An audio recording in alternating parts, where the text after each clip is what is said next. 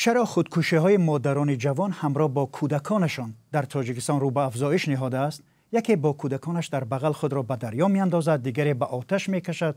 چون این فاجعه مدهش چند روز پیش در پنجکن اتفاق افتاد و زن 31 ساله فرزندان 6 ساله، 4 ساله و دخترچه 8 ماهش را در شاخ درخت آویخت و سپس خودش را به کشتن داد.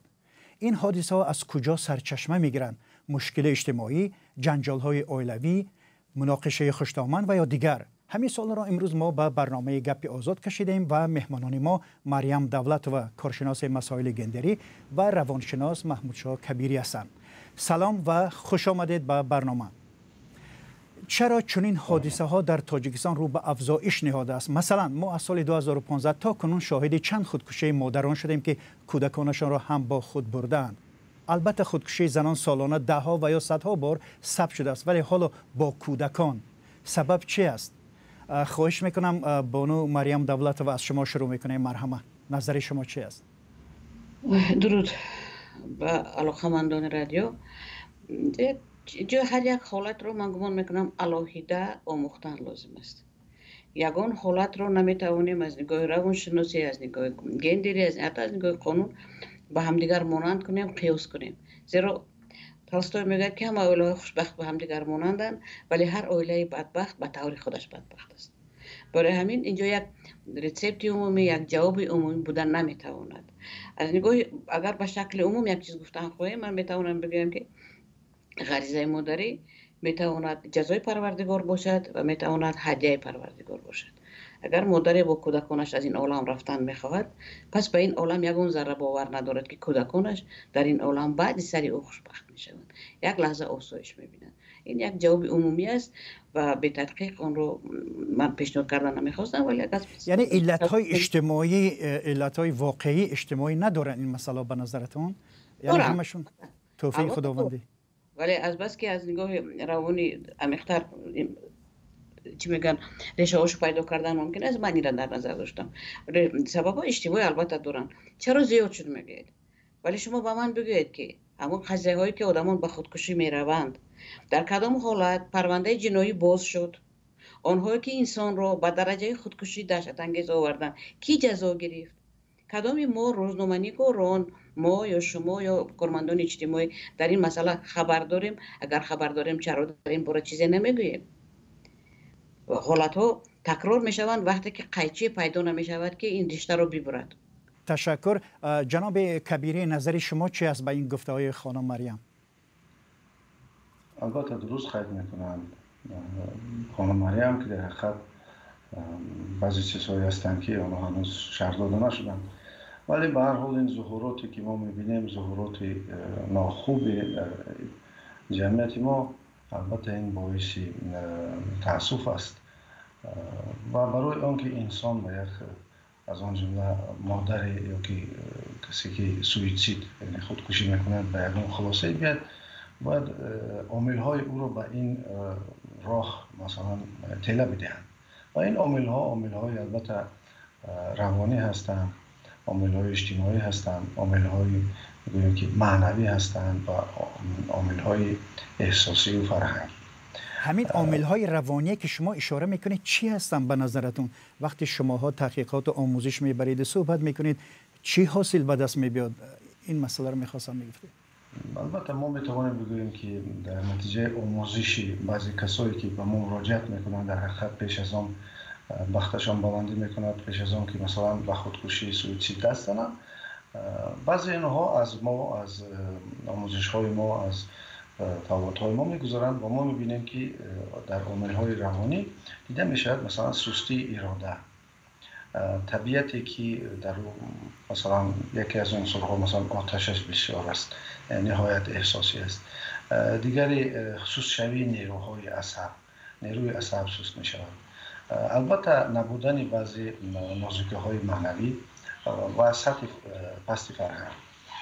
ببینید ما شرح و نظر زیادی درباره این فاجعه خواندیم و دیدیم و تنقید خیلی زیاد است. مقامات این گونه حادثه ها را استثنایی و کم گفته بی‌پروایی و بی‌اعتنایی میکنند، ولی فاجعه همطور که میبینیم تکرار میشود. میخواستیم اندیشه شما رو بفهمیم که در این باره خانم دولت و نظر شما چه است؟ اصلا مسئله اویله، بنیاد کردن اویله، در گمان میکنم که در جامعه انسانی این ارزش حالا با دیگرگونی های زیاد دچار شده است و اکثر مردم سنتی ما گمان با اویله های جوان، با مردم جوان، با نسل امروزه با همون معیارهای قدیمه خودشان مناسبت میکنند. مثلا یک زنی جوان به یک مشکل گرفتار شد، نزد مادرش رفت، نزد مادر کلانش رفت، نزد خاله‌اش رفت و گفت که من همین مشکل دارم. معمولا آدم کلان چی میگن؟ همین خیلی دوره من باید همین بود، من توقت کردم تو هم توقت کن. ولی این وقتی که ما این گونه مصلحت ها رو میدهیم، ما نمیدونیم که درجه معیار طاقت هر نفر تا چه اندازه است. یک نفر اندازه طاقتش اگر 50 گرم باشد، این مثال های چی میگن خیلی ساده کرده شده ما است، مقدار نفر دیگر خیلی از اون کمتر است. مثلا کودک طاقت گرسنگی ندارد، زود گریه میکند. آدم کلان میتواند روزه بگیرد، از سحر تا شام روزه دار باشد و گریه نکند. عیناً همین خیلی نسل های گوناگون معیار طاقتشان، ارزش های معنوی باطنی اشان که ما آنها رو حتی ساخته نمیتوانیم، آنها با این به دنیا میآیند، خیلی از هم دیگر فرق دارد. ما نسل امروزه رو اصلا نمیشناسیم. روانشناسان این نسل رو نسل ایندیگو میگویند. این نسل است که ارزش های داخلیشون، طلبات معنوی روانی باطنیشون خیلی از نسل های پیشین فرق میکند. نشناختن همدیگر باعث اون میشد که ما مناسبت سالم در عائله بنیاد کردن نمیتوانیم. اگر که مناسبت سالم بنیاد کردن نتوانستیم، اونجا خانه مناقشه است، خرخش است، اونجا زورآوری است، اونجا ظلم است.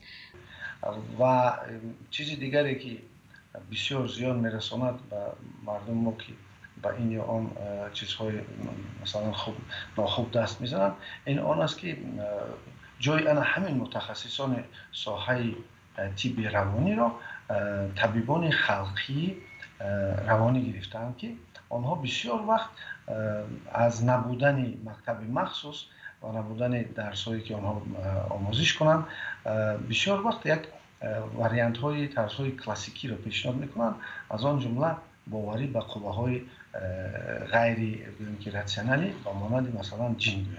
انا همین سبب شده است که اکثر مردم باوریشون نسبت به همین قوه ها زیاد می شود و در آنجا شعور دیگری پیدا می شود که آنها رو به این یا آن کارهای نامطلوب وادار می سازد. ببینید، در ماه ایولی سال 2015 ساکن ناحیه یاوان با 3 طفلش خود را به دریا پرتاب، کودکانش فف دیدند ولی مادر زنده از آب بیرون شد و این مادر با جرم کشتار فرزندان خود به 18 سال زندان محکوم شد. مجازات سنگین این مادر معلوم می شود صد این کارها نشد. چرا؟ مریم بانو، میخواستم شما در این باره باز هم برمیگردیم با آن که تحقیقات ها سطحی هستند. چند سال پیش درباره خودسوزی زنان یک تحقیقات بزرگ گذرانده شده بود از جانب کمیته کاربر زنان و یک تشکیلات جمعیتی دیگر و من در اون اشتراک داشتم. اونجا خیلی جدی این مسئله مطرح شده بود و مردم بالا این کار کردند. بعد یک دوره دور و دراز اگر در خاطر داشته باشید یک فاصله کلان بود که اصلا این موضوع دیگر پیش نیامده بود. ولی امروز ما میبینیم که شکل دیگری این مناسبت ها پیدا شدن. یکی از سببهایش من همیشه مقابل آن هستم که وسایل اخباری عامه این موضوع را این خیلی دامن زنند، زیرا ما نمیدونیم شنونده ما کیست، تماشابین ما کیست، خواننده ما کیست و اون از این چگونه تاثیر میبردارد. اگر یک نفر در حالت مشکل قرار داشته باشد و ژورنالیست یا که کارمند و شبکه‌های اجتماعی دانسته یا ندانسته در اون شکلی که پیشنهاد میکند میتواند برای اون شکل شخصی اذیت دیده این یک دستوری راهنما باشد. این یک چیز است. دویمش اون زن رو 18 سال حکم کردن ولی آنهایی که در اطراف این زن بودند این مسئله رو ندیدند، کمک نکردند، به دادش نرسیدند یا حتی او رو به این حالت آورده رسیدند، آنها آیا جزا دیدند؟ این سوال جواب ندارد. تشکر. محمود شاه، ببینید خانم به یک نکته خیلی جالب حاضر اشاره کردن، یعنی پخش این گونه خبرها میتواند که یک آهنگ تشویقاتی هم داشته باشد و شاید مساعدت کند برای بعضی آدمایی که دو دل هستند به این حال. ولی از سمت دیگر اگر از سوی دیگر ما نگاه کنیم، وقتی که مقامات مسئولیت جدی نشون نمیدن و این حادثه ها پی هم تکرار میشوند و در مطبوعات حتما نشر میشن، پس چی باید که راه حل چی است؟ جناب کبیری شما. البته راه حل خود را دارد و این بندوبست یعنی مکانیزم در کمک روانی که مخصوص برنامه‌های در نزد وزارت تندرستی قبول شدن هستند. فقط انا همین مکانیزم ها را فعال کناندن لازم است. مثلا در هر یک پلیکلینیک در مونگوها یکی شتاتی پسیخوتراپیست یکی پسیخیاتر یکی پسیخولوژی طبی کشودن است. این یک مسئله دیگر حالت روانی مردم رو البته به نظر گرفتن است، از اون جمله کسانی که با مردم سر و کار دارن، یعنی تیبی اولیوی آموزاندن آنها در مسئله های معین کردن حالت روانی و پیدا کردن آن اویله هایی که آسیب پذیر هستند نسبت این، یعنی این مکانیزم ها وجود دارن، فقط اینها رو فعال کردن لازم است. البته در نزد وزارت تندرستی جمهوری تاجیکستان هست مکانیزم هایی که کمک روانی میرسانند و این مکانیزم ها در یک سمت فقط حالا روانپزشکی پسیخیاتری فعال هستند.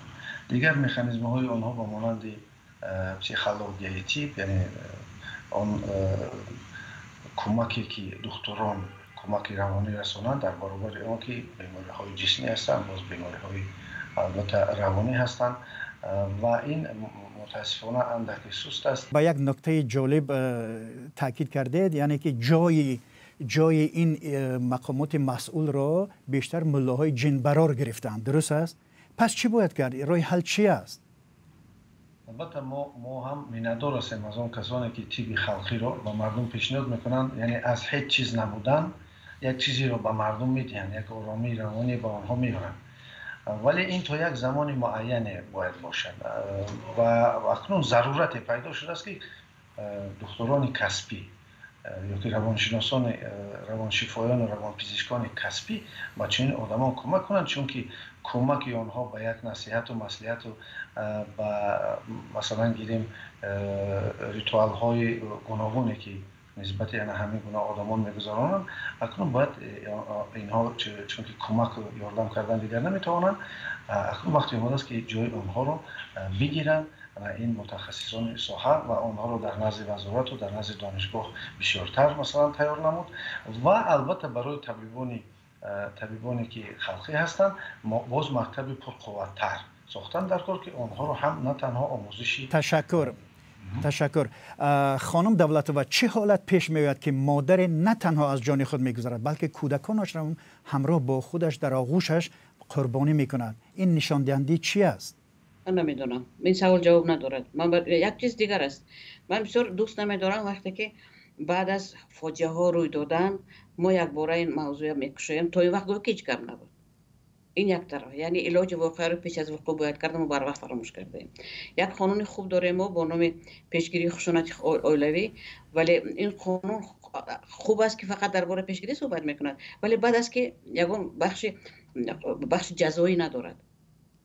البته در کودکس جنایی هستند که برای به خودکشی رساندن انسان ها ظلم و تعدی این چیزها جزا داده می شوند، ولی این بخش قانون عملا قریب که کار نمیکنند، زیرا آدمان خصوصا زنها آمده به مقامات شکایت نمیکنند. اگر شکایت کنند نه همیشه به عرض و داد آنها کسی گوش میدهد.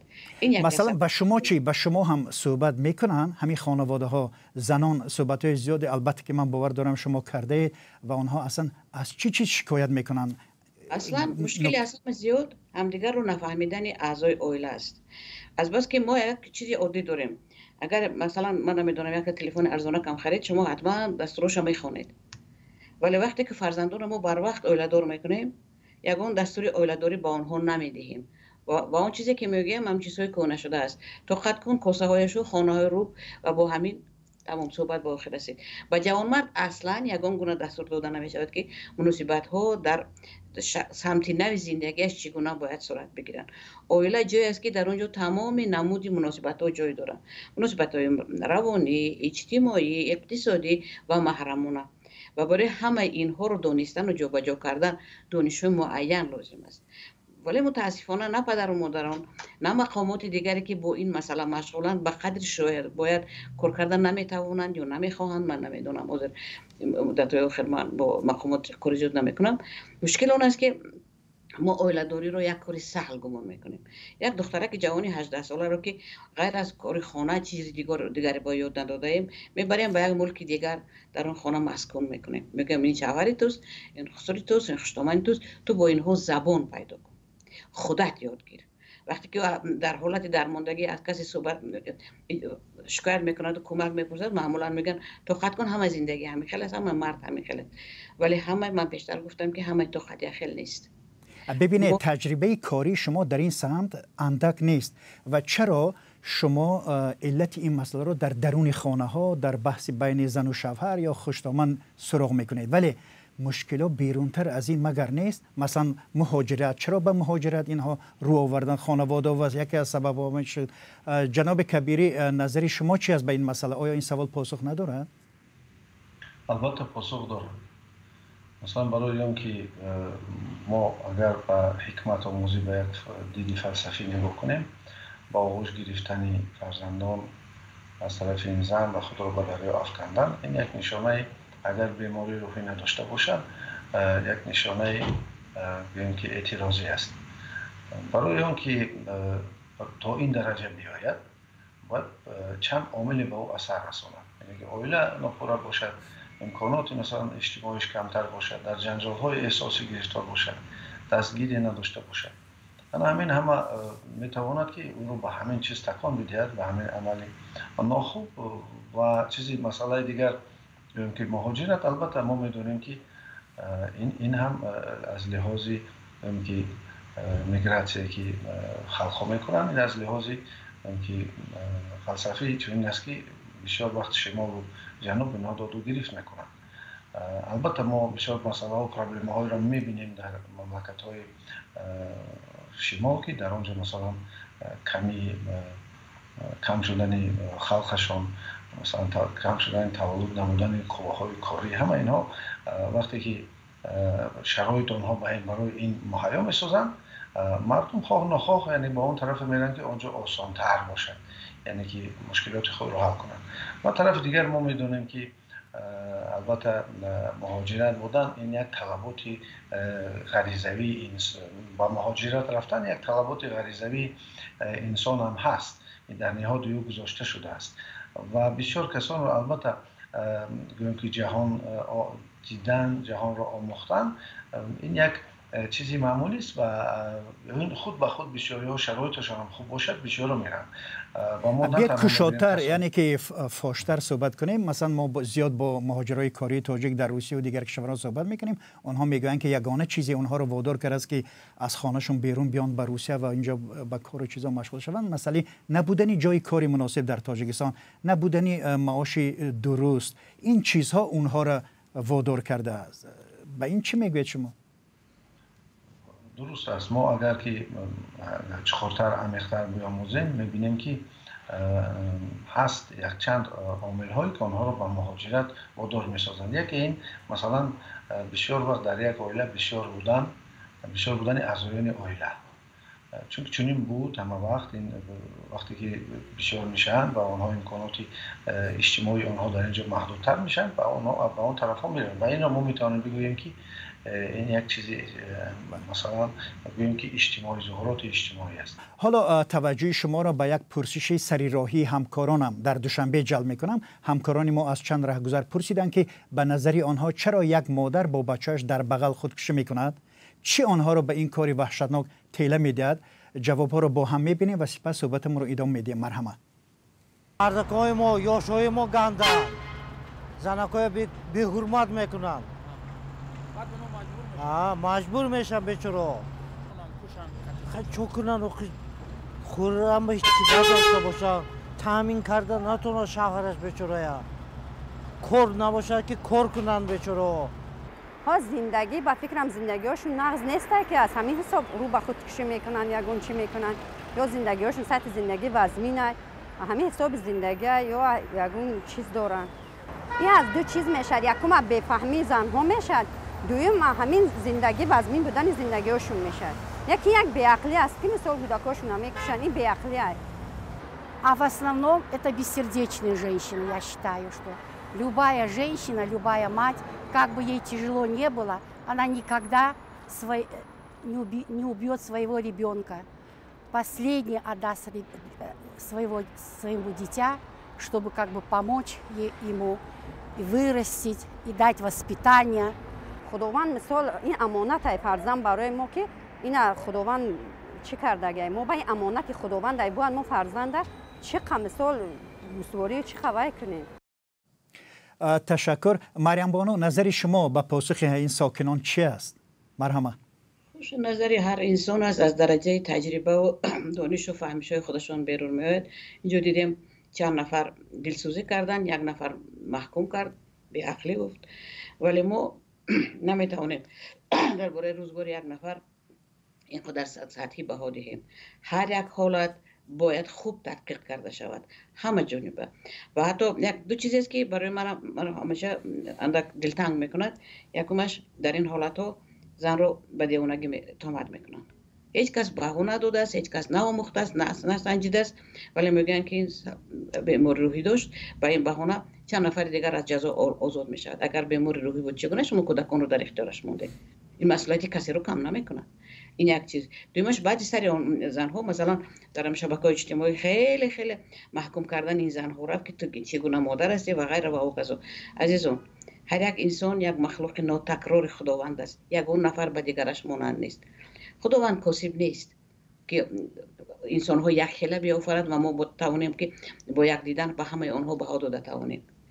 این بهای پاسخ شما یک چیزی سرراهی و اندیشه های مردم بود، ولی این نه زمینه علمی دارند، نه این اندیشه ها را ما جای استفاده کرده میتوانیم. اگر تحقیقات اجتماعی باشد که مخصوص گذرانده شود با اهل این خاندان، با اطرافیان آنها، هر یک حالت علاهیده تحقیق کرده شود، اونجا ما میتونم بگم که این یک چیزی دارد که ما از این استفاده کرده میتونیم.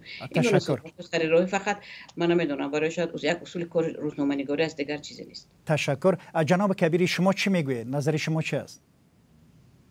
البته که احساس هست در اینجا. ما میبینیم یک چیزهایی است که نسبت همین زندگی و نسبت هم واقعا البته ما متاسفم یک احساسی است، انسان به احساس نیست. ولی به هر حال اگر ما بگوییم که این حالت رو بگوییم که خطا هست، یا این حالت رو بگوییم که مشکلی آمده است، یا که دوره گذشته است، یا که این یا آن کس گناهکار، مسئله ها یعنی که پرابلم ها حل نمیشن. همین هست که راه‌های حل کردن چنین مشکلات هایی که مثلا در جامعه سر میزنن. ببینید، شاید حالا باور دارم برنامه ما رو آنهایی هم تماشا دارن که به همین مشکل بی‌واسطه روبرو هستن.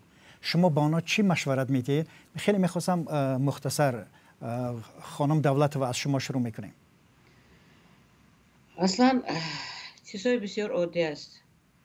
انسان باید خود رو، امکانیت خود رو، قدرت‌های خود رو بشناسد. ما خلاق هستیم. ما رو از روی معرفت دینی خلیفه خدا در روی زمین میگن و زن دو کرته خلاق است، ولی همزمان همون زنی که خلاق است، مادر است، ما فرشته میگیم، قهرمان میگیم، چیز دیگر میگیم، همون زن آسیب پذیرترین انسان است، زیرا خیلی حساس است. زیرا هنگامی که یک مشکل به سرش میآید، اون نه همیشه وقتی که میابد متکا کسی که با صحبت کند خیلی خیلی البته حالش بد میشه. شما بیشتر درباره مهاجرت گفتید، اولایی که سالم هستن مهاجرت آسانی پسر میکنن. باز هم همین مهاجرت مشکل داخل عائله رو نشون میدهد. و پدر مادران عزیز، هنگام فرزنداتون خانه‌دار میکنید، اول آنها رو به همین عائله داری تو اندازه آماده کنید. اگر فراست خودتون، دانش خودتون کفایت نمیکند، از یک معلم، از یک رهبر، یک نفری که این چیزها رو میداند، از او بگیرید، به او مراجعت کنید که دختر من، پسر من لایق شوهر است، لایق زنگیری است، بیاید به اینها یک دانش‌های، یک تجربه‌های رو بیاموزید. اگر که میتونید سر بزنید به اینترنت، پر از خیلی از دانش‌هایی که چگونه عائله چیست، عائله از چی سر می‌شود، مناسبات داخل عائله رو چگونه ما سالم بسازیم که عائله مکان خوشبختی شود، نه مکان بد.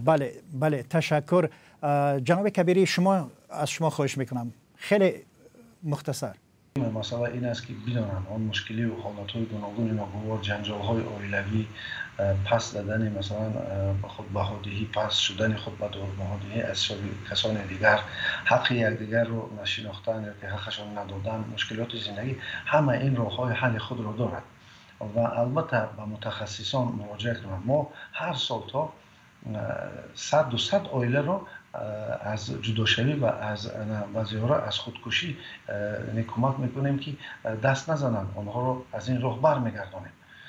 و کسانی که مثلا مسئولین هستند، چی طبیبان عائلوی باشند، چی ناظران منطقه باشند، معلمان باشند، که کسانی که در ساحه دین هستند همون منطقه رو نظارت میکنند، همه وقت از آن کسانی که شما میشنید میفهمید آنها رو البته اطلاعات های لازمی بدید و جایهای لازمی آنها رو روانه سازید.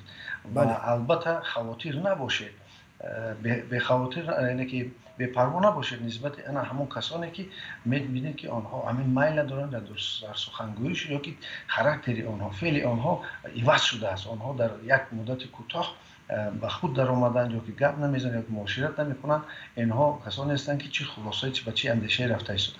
تشکر. و در همینجا برنامه را به پایان میبریم. مهمانان ما مریم دولت و کارشناس مسائل گندری و روانشناس محمود شاه کبیری بودند. من میرزا نبی خالقزاد بودم که برنامه را پیش میبردم. خدا نگهداری شما.